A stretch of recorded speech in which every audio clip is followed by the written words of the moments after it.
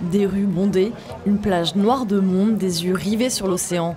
Aucun doute, la star du jour à Trinité, c'est la yole. Non loin de cette agitation, l'heure est au farniente. Sur la plage abandonnée, coquillages et crustacés. Tranquillement installée sur le sable, la famille Lesinska. Vivant dans l'Hexagone, elle revient chaque année pour les grandes vacances. Tous ont une bonne raison de ne pas suivre le tour des yoles aujourd'hui. Il y a toute une espèce de cinéma autour de tout ça, de concours de maillots, de concours de je sais pas quoi.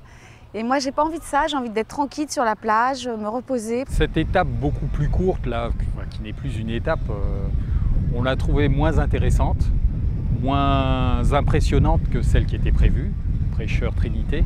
Aujourd'hui, beau soleil, la mer, donc j'avais envie d'aller à la mer, mais demain j'irai au départ des yoles. Un jour, ça suffit.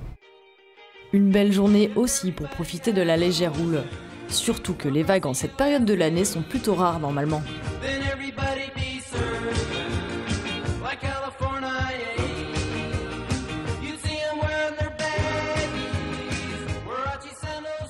Le tour des yoles ne m'intéresse pas vraiment, je préfère surfer.